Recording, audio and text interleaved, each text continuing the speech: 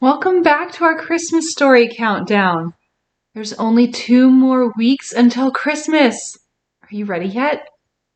Today's story is The Miracle Maker, written by Anne Acton and illustrated by Dan Burr. Christmas Eve had come at last, but somehow it seemed to skip one small village. Unlike other villages, no lights sparkled in the windows, no decorations graced the doors or mantels, no Christmas music filled the air. There was as little Christmas spirit here as there was snow, and they hadn't seen a single flake in years. Life was hard. Life was unhappy. Behind locked doors the villagers sat, too caught up in their own miseries to celebrate. Some cried for their losses, others sighed for their fates. A few prayed for something to change their town. What they didn't know was that help was already on the way. That morning, news had traveled through the marketplace. Someone special was coming to the village. "He's coming here?" questioned a small boy. "Yes, he will arrive by noon tomorrow." "Who is it?" asked another. "Who will come?" "They say there is a miracle maker, and he is coming here." "He'll come to us?" "Yes, news of his arrival was sent from a village to the east." Word spread from house to house, and soon the whole village buzzed with the news. Come morning, they gathered in the square to get a glimpse of the great man.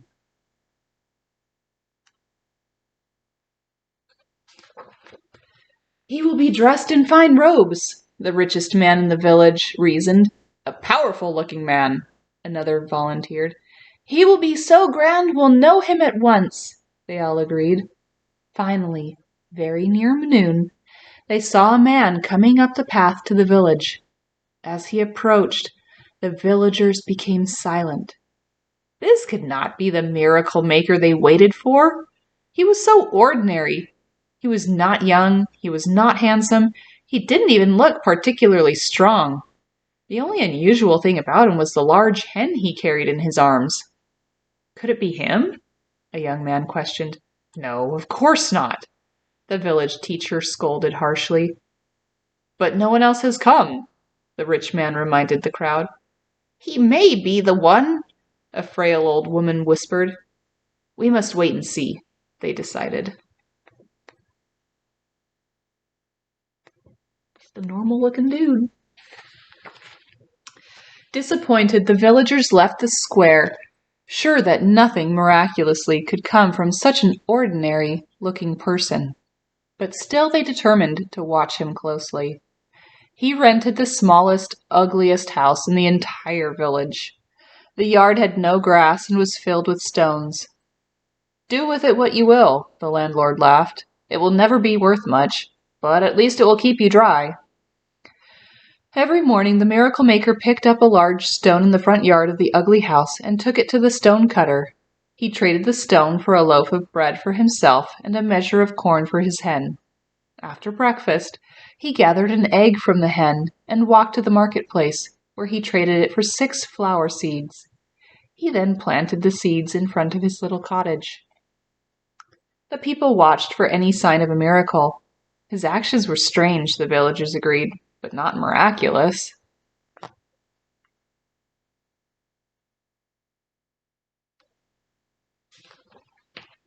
One day, the richest man in the village visited the miracle maker.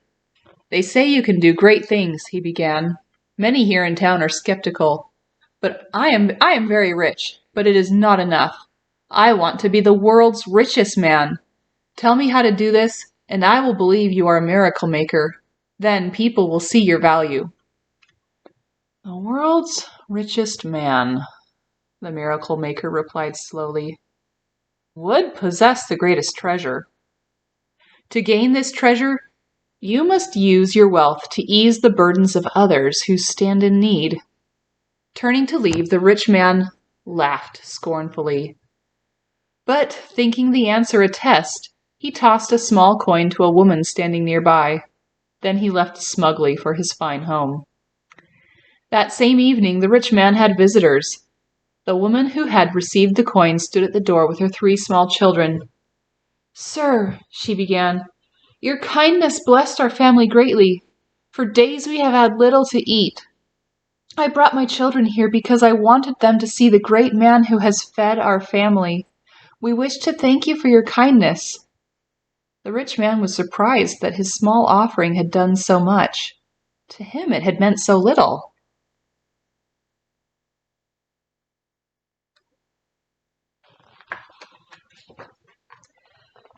The miracle maker continued with the eggs, the seeds, and the stones every day. Soon the flowers began to bloom. Is it not winter where they're at? Gradually the rocks disappeared and grass sprouted. The landlord saw the subtle changes and thought, "This house is not as bad as I once believed.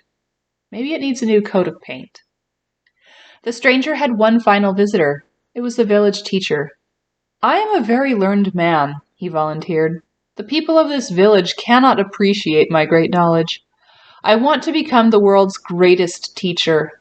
If you tell me how to accomplish this, I will spread word of your miracles far and wide."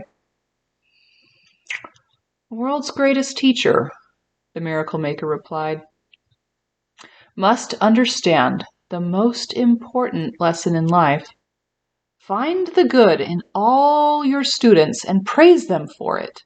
If you can do this, you will attain the greatest knowledge of all." The teacher left thinking the miracle maker a fool, giving his advice little value. But on his way home he fell, twisting his ankle badly. One of his students happened by and offered to help the teacher home. Seeing nothing good about the plain, poor boy, the teacher could only compliment the service the boy had done for him. Pleased by this appreciation, the student returned to the house the next morning with his father's wagon to help the teacher reach his school. As time went on, the instructor continued to hand out small compliments, praising the good he saw in each student.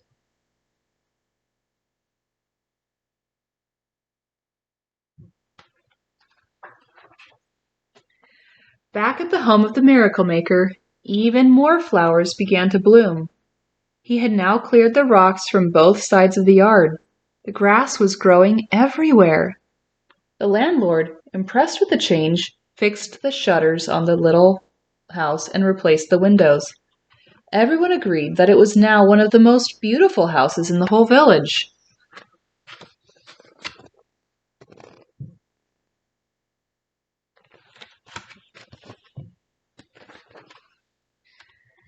The rich man had started to act very strangely. When he sold his fine carriage and used the money to buy 6 cows, merrily delivering them to the poorest farmers, the villagers were surprised. When he invited 3 poor families to live in his large home with him, the villagers knew it must be something more. "This village is changing," the people said. "The miracle maker must have done it."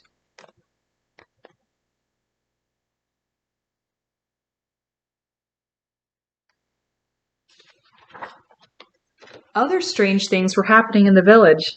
The sad woman received so many visitors that she rarely spent time alone. She sat in her yard smiling, talking with children, and rocking babies while their mothers shopped in the market. She gave notes of encouragement and made short visits to those who were grieving. She donated soup and loving service to the sick. "Did you see anything?" the villagers whispered. "Something has happened," they all agreed. "Truly, this must be a miracle."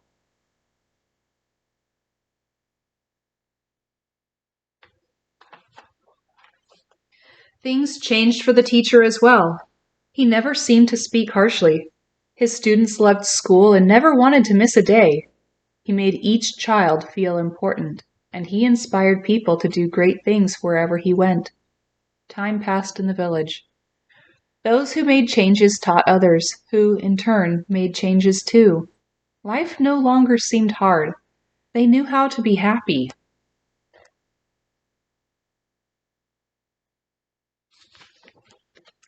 Christmas Eve came to the village again. This time there were decorations on every door. Beautiful music rang through the streets and the whole village gathered in the square to celebrate. The Christmas spirit filled the air. The Miracle Maker joined them just as the first wondrous snowflakes began to fall. "You can see what a great man he is," they said to one another. "Of course you can. We knew him at once," they all agreed.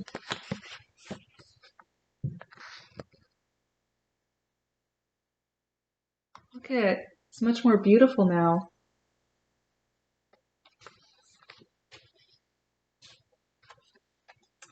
"He is a miracle maker," they cheered. The rich man stepped forward. "You told me that if I used my wealth to ease the burdens of others, I would become the richest man. By sharing my wealth, I felt happy for the first time. Happiness is the greatest treasure. I finally have a rich life. I will keep my end of the bargain. I am here to tell these people you are a miracle maker."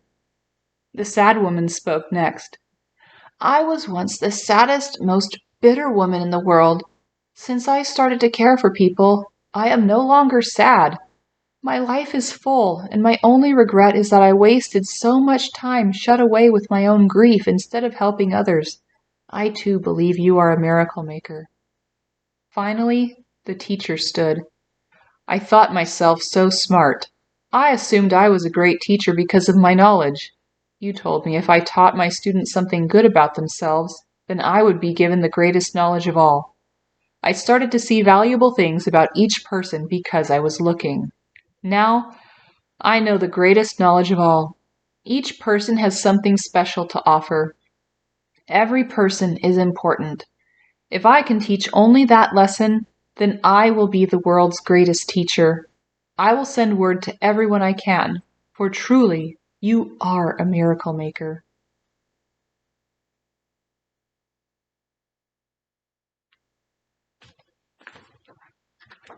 "I have done nothing," the miracle maker said, "but plant some seeds and move some stones." "How can you say that?" a small boy said. "We have all seen our village changed by your miracles." "You saw the changes," the miracle maker said to the villagers, "but you had the power to work these miracles all along. While you watched me for a great miracle, small things brought change among you.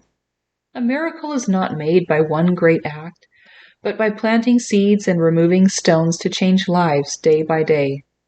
You have learned to create your own miracles.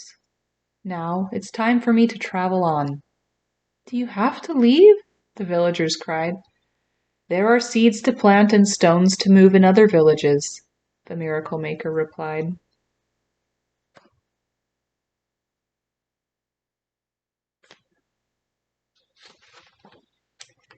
The villagers did persuade him to stay for the Christmas feast, and then they sent word to the next village. "A great miracle maker is coming."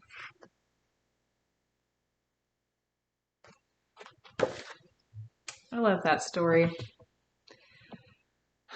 It really emphasizes, and I really do believe this, that it's our relationships that truly matter in life, and when we reach out to each other, that's when we see miracles. And if you're feeling lonely this Christmas, don't wait for someone to reach out to you. Take the initiative and just reach out to somebody else. Thank you for reading with me today. Bye.